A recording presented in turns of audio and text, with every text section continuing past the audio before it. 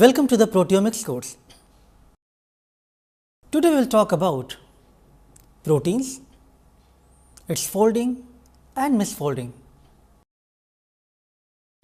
Understanding the processes of protein folding and misfolding have been a major research area from last several decades in biology, chemistry and physics. Understanding protein folding and misfolding remains challenging and continues to motivate researchers to work both experimentally and theoretically in this area. In today's lecture, I will present and discuss the basics of protein folding, how this process works and how misfolding may result into various manifestation of diseases. As we talked in the last class, proteins play a very crucial role in essential characteristics of living systems, how they function, how they replicate themselves through the intricate molecular interactions. Proteins are most important classes of molecules which are involved in promoting and regulating essentially all the reactions which takes place in living systems. We discussed previously the globular proteins, they can fold into conformations of ordered secondary and tertiary structures. The interactions which govern the formation of secondary, tertiary and quaternary structures involve different forces and interactions. The cumulative effect of all of these interactions and forces are such that the folded proteins, the magnitude of the favorable reactions or interactions will be outweighing the sum of unfavorable interactions, and as a result it governs the protein folding. So, in today's lecture, we will talk about how amino acid sequence determines three-dimensional protein structure. I will explain you a classical experiment done by Finson. We will talk about how protein folding occurs, some of the basic thermodynamics of protein folding concepts, how molecular chaperones govern the protein folding process, and how protein misfolding may result into various diseases. So, let us start with our first topic. Amino acid sequences determines three-dimensional structure of proteins. So, there is very intricate sequence structure relationship. The amino acid sequence dictates the conformations which are adopted by the polypeptide chains at secondary and tertiary levels. Scientist Finson, he did a classical experiment where he tested the ability of reduced and unfolded proteins to spontaneously fold into native state by using a protein ribonuclease A.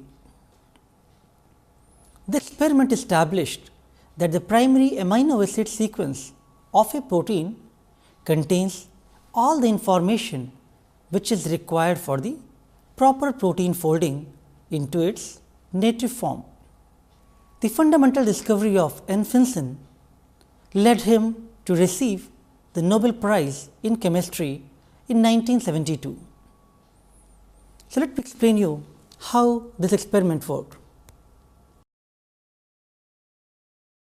To establish the proof for relationship between amino acid sequence and its conformation, Christian Finson in 1950s performed an experiment where he performed two steps, denaturing and refolding. So, how denaturation and refolding works?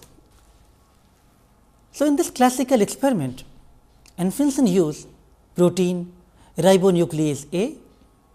He used few denaturants such as urea or guanidine hydrochloride and beta mercaptophenol, which breaks the disulfide bonds. So, let us look at each one of these components in little bit more detail. First, talk about ribonuclease A protein. So, this protein has contributed greatly to our understanding of protein folding in vitro from the landmark experiment of Finson. As you can see in the structure, ribonuclease has 124 amino acid residues and it forms 4 disulfide bridges, which are located between the cysteine residues of 26 and 84, 40 and 95, 58 and 110 and 65 and 72. This protein catalyzes the hydrolysis of RNA. So, what is the role of urea and guanidinium chloride? Urea is an organic compound which has 2 amino groups joined by a carbonyl group and used at a concentration of around 6 molar for denaturing the proteins by breaking the non-covalent interactions. Both urea and guanidinium chloride can effectively disrupt the protein's non-covalent interactions. What is the role of beta mercaptoethanol? The beta mercaptoethanol is commonly used to reduce the disulfide linkages in proteins, and thereby it disrupts the tertiary and quaternary structures.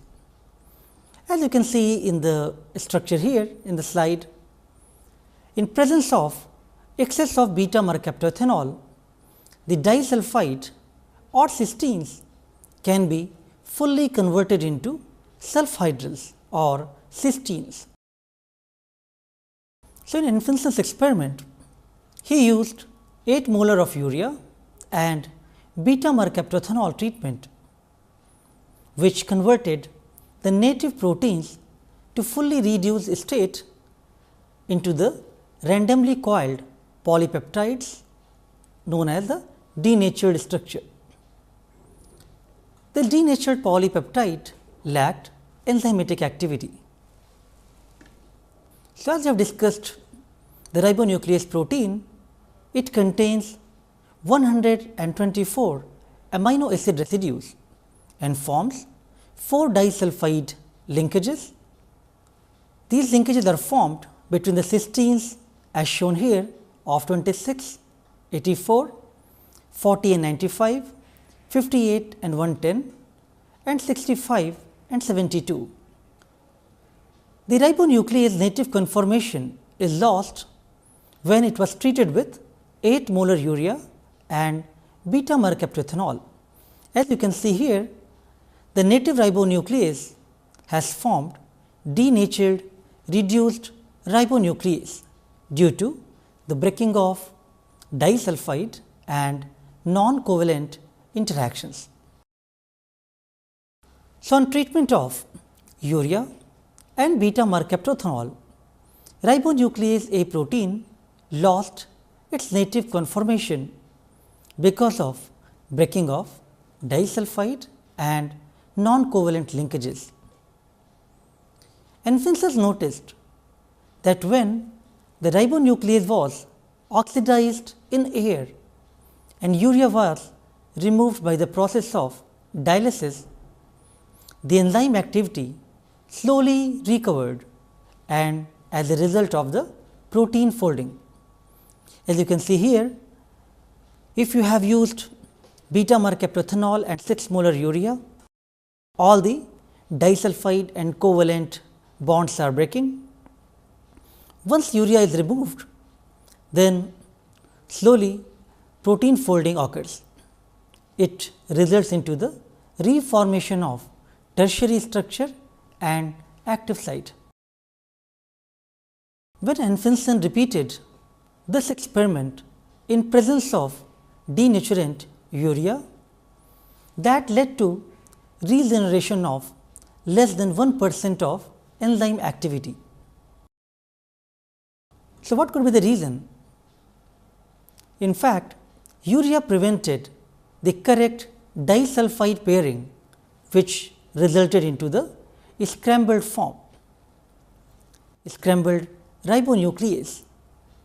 Now, if you mathematically calculate, due to the presence of 4 disulfide bonds here and presence of 8 cysteine residues, it can actually give rise to 105 different forms in which these 4 disulfide bonds can be formed.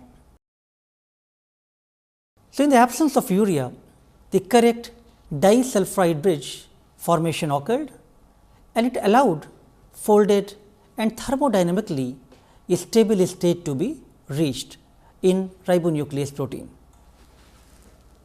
Now, this figure shows here that in presence of trace amount of beta mercaptolithanol and complete removal of denaturant urea, the refolding of ribonuclease was accurate and 4 intra-chain disulfide bonds were reformed in the same positions where they were expected in the native ribonuclease.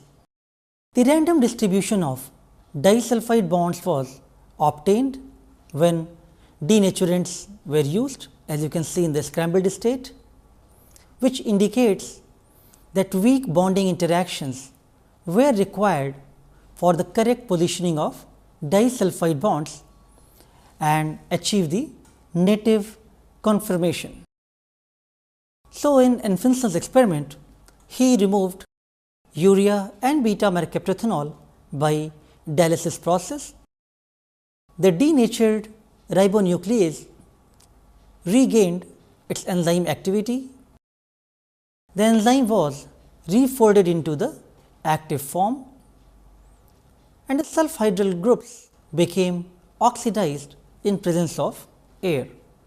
The experiment proved that information required for a specific catalytic active structure of ribonuclease is contained in its amino acid sequence. The classical study of Anfinsen proved that all the information which is crucial for protein folding resides in its primary sequence. Let me explain you this experiment in following animation. In Anfinsen's experiment, ribonuclease A in its native state has 4 disulfide bonds between its cysteine residues. When treated with beta mercaptolithanol and 6 molar urea, the protein undergoes denaturation and the disulfide linkages are broken. The enzyme activity is lost in its denatured state. It was observed by Anfinsen that removal of urea and beta mercaptolithanol led to the refolding of enzyme to assume its native state with more than 90% enzyme activity being intact. However, if only beta mercaptolithanol was removed in presence of urea, the formation of disulfide bonds was random, which led to enzyme with only around 1% activity. So, after studying the classical experiment of Anfinsen, let us talk about protein folding. Understanding the mechanism by which protein folding takes place still remains challenging for the scientific community. Protein folding provides an elegant example of biological self-assembly, and understanding such complex machinery provides very critical information not only for the understanding of protein folding, but also the evolutionary aspects of proteins and various biomolecules. In protein folding, the amino acid sequence determines the three-dimensional structure. Now, as you can see here, the proteins having very much specificity. If you have an amino acid sequence 1 shown in blue color, that will form protein 1 shown in the right side. If you have amino acid sequence 2 shown in red, that will form protein 2. Now, if you take the amino acid sequence 1, protein 2 cannot be generated. Similarly, if you take amino acid sequence 2, protein 1 cannot be generated.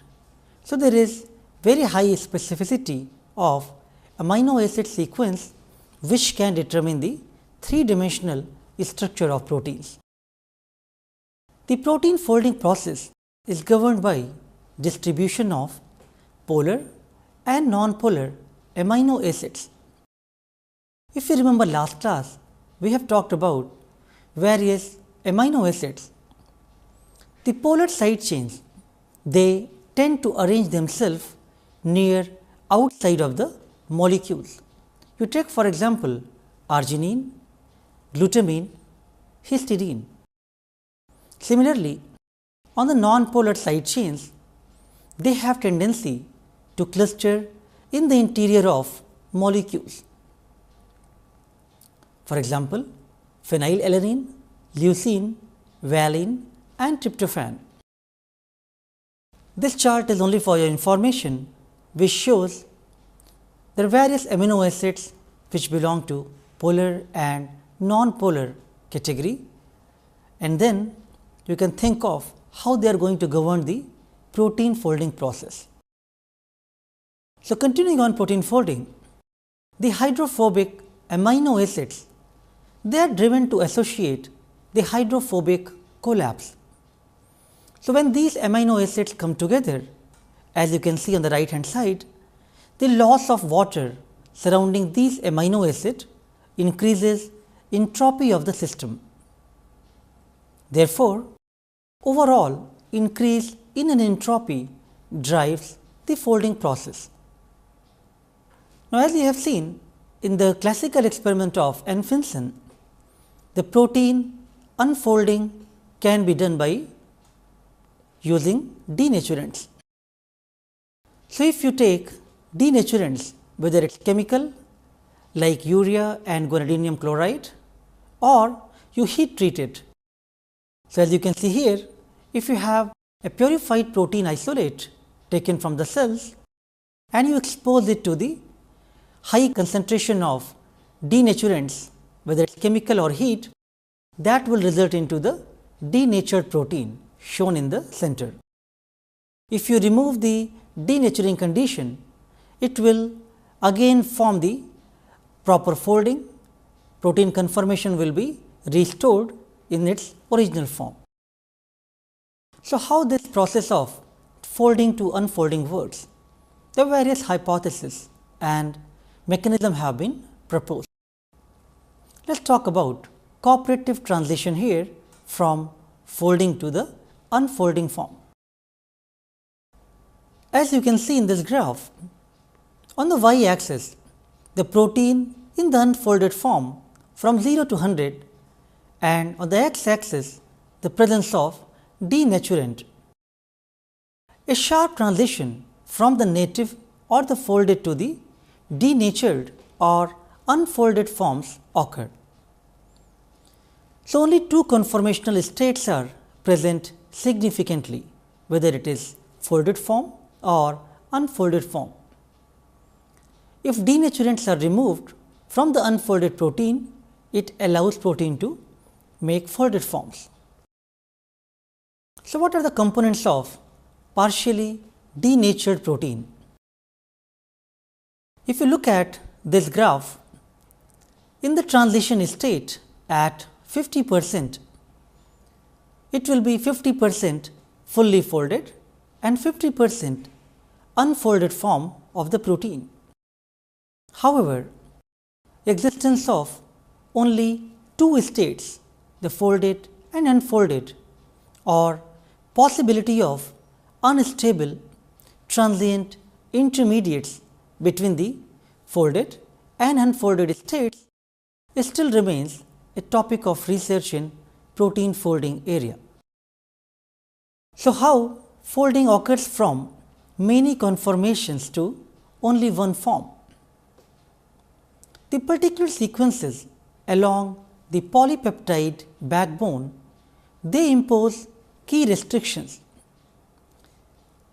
The various properties of the side chains which we have talked in the previous lecture, including size, hydrophobicity, ability to form hydrogen and ionic bond, all of these govern this process. Let us take example of arginine.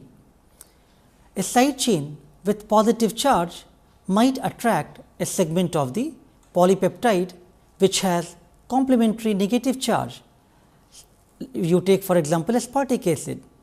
So, these type of side chains and various type of backbone properties are going to impose key restrictions.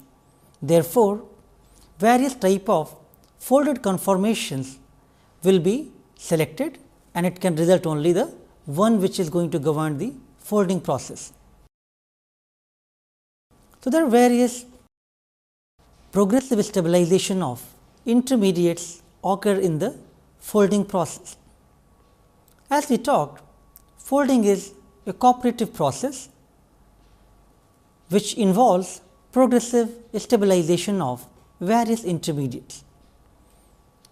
In general, any protein adopts only one conformation, which we just talked in the last slide, or few very closely related characteristic functional conformations may occur, which will give rise to the native state. Native state in this context here will be the conformation which has the lowest free entropy or the most stable folded form for majority of the proteins. So, let us see in this slide how cooperative transition occurs from the folding to unfolding. Folding is a cooperative process which arises from simultaneous formation of multiple interactions within a polypeptide chain. If you take individually, so each interaction is weak, but their cooperative formation drives polypeptide chains towards the folded state. So, how to do structural prediction of proteins? As we have seen in the previous experiment, the amino acid sequence dictates the protein structure. So, theoretically, the prediction of final folded structure is possible from its sequence. However, there are long range of interactions and vast number of possible conformations which are possible, and therefore, it limits these type of predictions. However, knowledge based and ab initio from the beginning prediction do take place to predict the protein structure. So, let me show you the protein folding process in following animation. The process of protein folding is dictated by the distribution of polar and non-polar amino acid residues in the protein. The hydrophobic amino acids are driven to interact with one another by a process known as hydrophobic collapse. They come together and during this process eliminate water molecules surrounding them. The polar residues remain on the surface and form hydrogen bonds with water molecules, while the hydrophobic residues get buried within the core of protein. Protein folding is a cooperative process, whereas the unfolding is a sharp and quick transition. Proteins typically adopt only one characteristic functional native state conformation which has lowest free energy and it is most stable. Folding is limited to one conformation due to properties of the amino acid side chain such as hydrophobicity, size, shape, etc. Folding is highly cooperative process wherein there is progressive stabilization of the intermediates, as you can see here. Although it is theoretically possible to predict the protein structure from the amino acid sequence, several long range interactions can often limit such predictions. Here on x axis denaturants are plotted and y axis the percentage protein unfolded is plotted. On 0 you can see that is totally folded form of the protein, on 100% it is unfolded form. But if you take a mixture from 50%, that is either unfolded or folded form,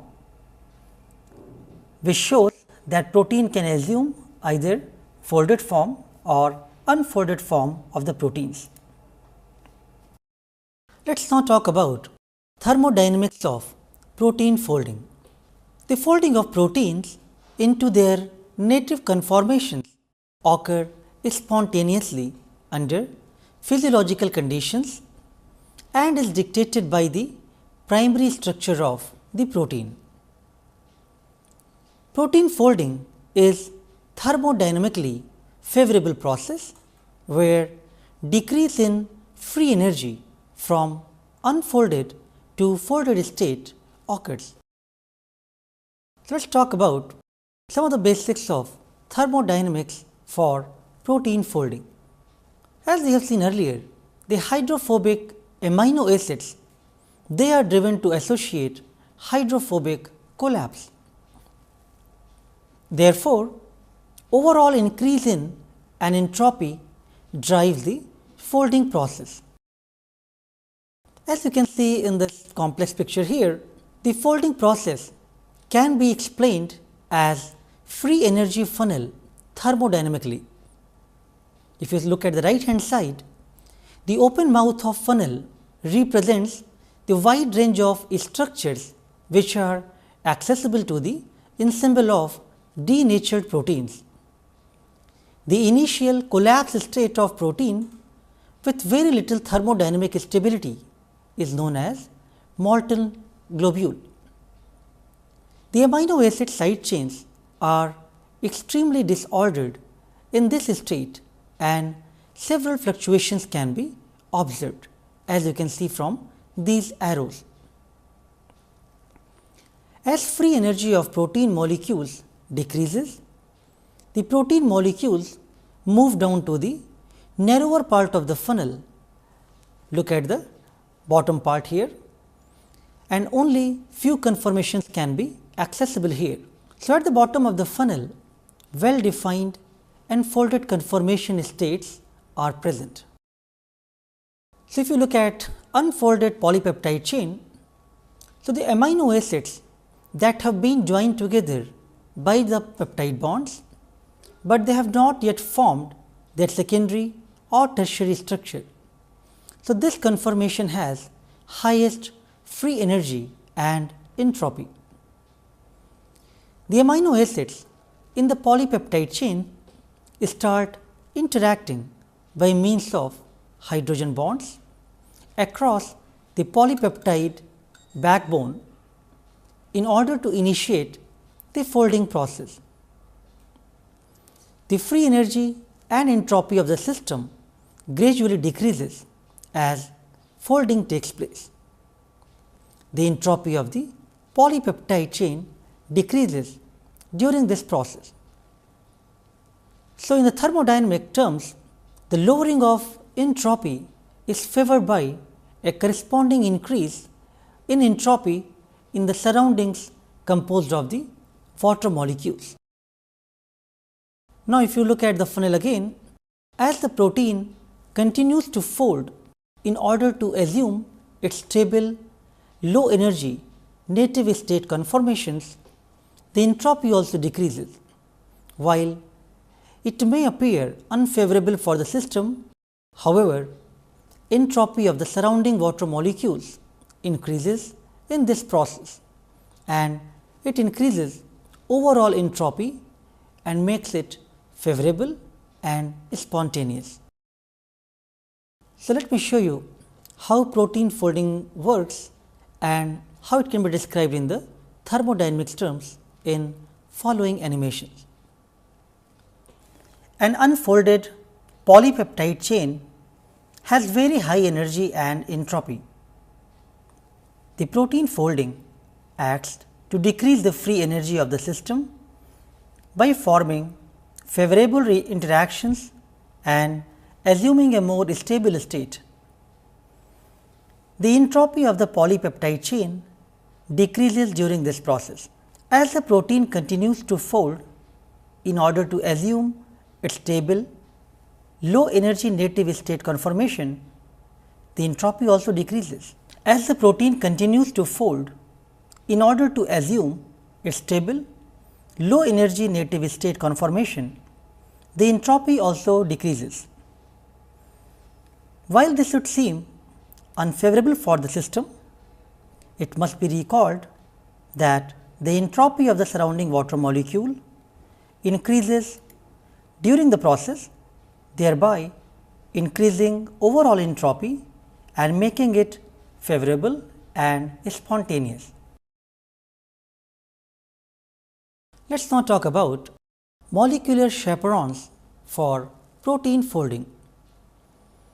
The molecular chaperones are class of heat inducible proteins which provides kinetic assistance in protein folding process. They prevent protein aggregation and promote protein folding by binding to the hydrophobic surfaces which are exposed in non-native protein conformations. So, let us talk about various molecular chaperone systems. Many newly synthesized proteins form folded structures in vivo spontaneously and without any assistance. However, folding efficiency could be limited by various processes such as protein aggregation, which are promoted by the transiently exposed hydrophobic surfaces.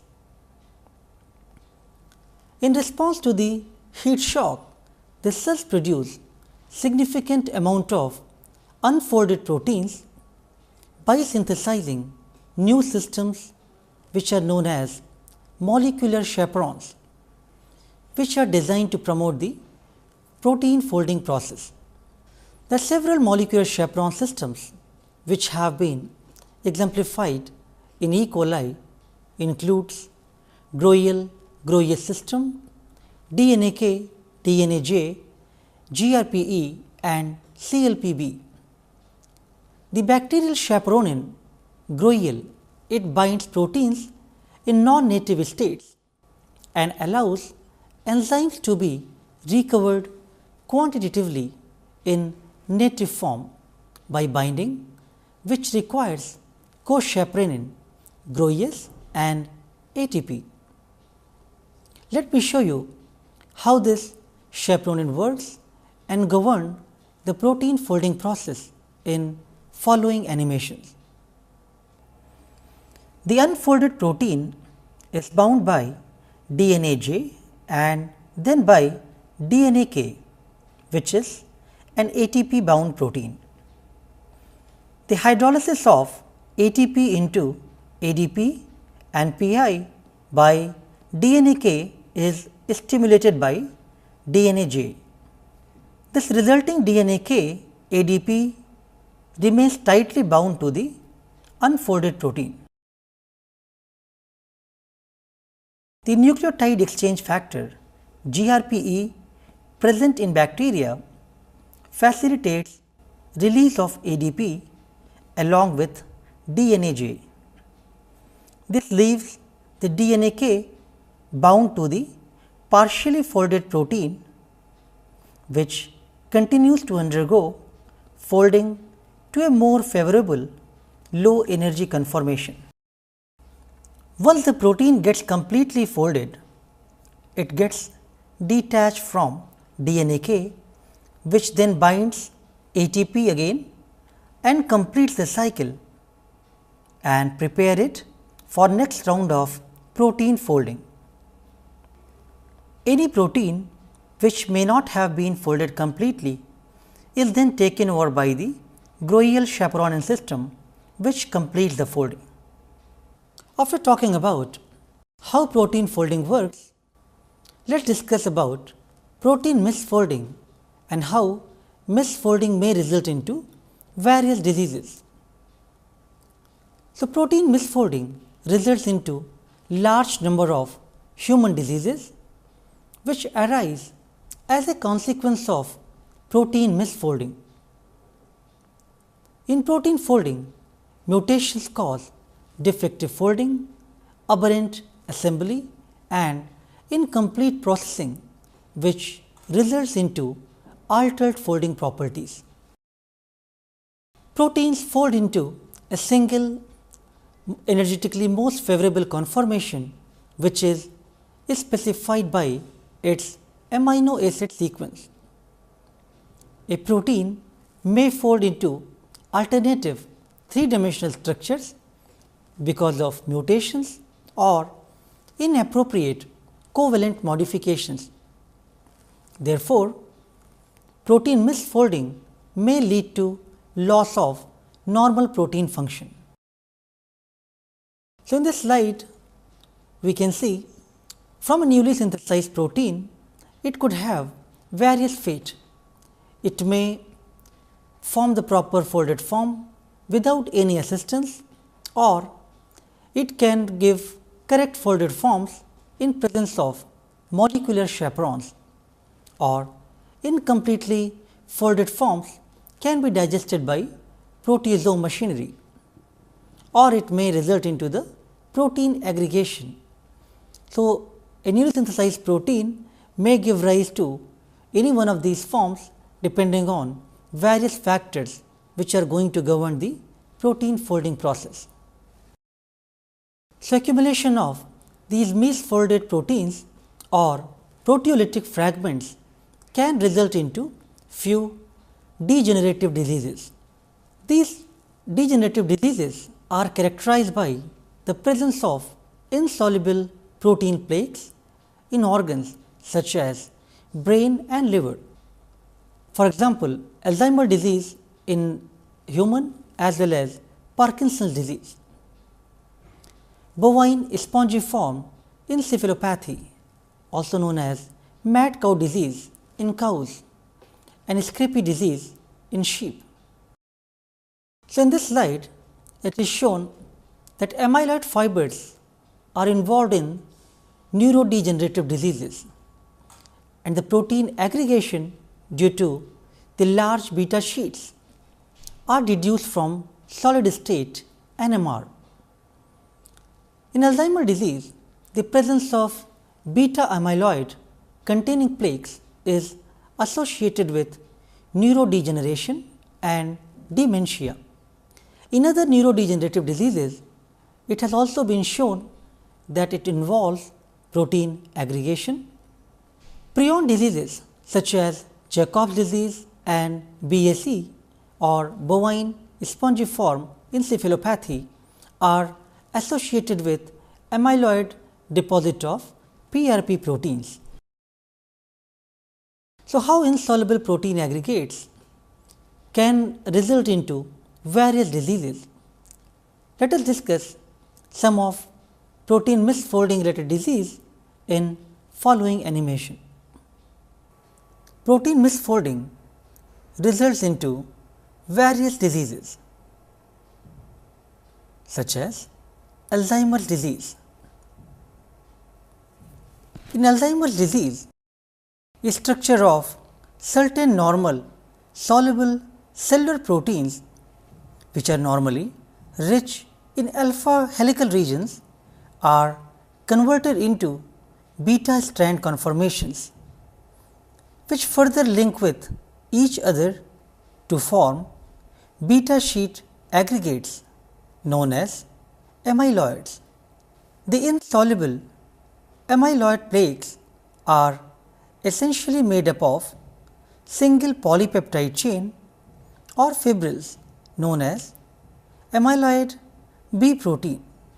It is observed in the brain of patients with Alzheimer's, where dead or dying neurons are surrounded with plaques. The neurotoxicity is believed to be caused by the amyloid fibrils before they get deposited as amyloid plaques. This disease presents various symptoms such as memory loss, decreased neuromuscular coordination, confusion and dementia. Jacob disease. It was initially believed to be caused by viruses or bacteria. However, later it was discovered to be transmitted by small proteins known as prions. The prion proteins are composed of beta sheet structures that have been modified from previously existing alpha helices. The protein aggregates of one abnormal protein is sufficient to function as a nuclei for other normal proteins to attach. Huntington's disease. It is a neurodegenerative disorder of genetic origin which affects muscular coordination. It is caused by increased number of trinucleotide repeats CAG in Huntington gene, leading to increased number of glutamine residues incorporated in corresponding protein. This alters the folding of Huntington protein, which has highest concentration in brain and testes. The exact function of this protein is unclear, but it is known to interact with several other proteins. The mutated protein has also been found to have effects on chaperone proteins, which in turn helps to fold several other proteins. Cystic fibrosis. This is an autosomal recessive disorder caused by mutation in gene for the protein cystic fibrosis transmembrane conductance regulator or CFTR. The CFTR gene regulates components of sweat, digestive juices and mucus. It is caused by a deletion of 3 nucleotides, leading to the elimination of a phenylalanine residue from the protein and therefore results into abnormal folding. The dysfunctional protein gets degraded by the cell. Pulmonary emphysema. It is a progressive disease of lung which causes shortness of breath. It can be caused by deficiency of the protein alpha 1 antitrypsin or A1AT. The A1AT gene is responsible for protection of lung tissue from damage by enzyme neutrophil elastase. Abnormally secreted A1AT gets accumulated in liver, thereby allows lung tissue damage.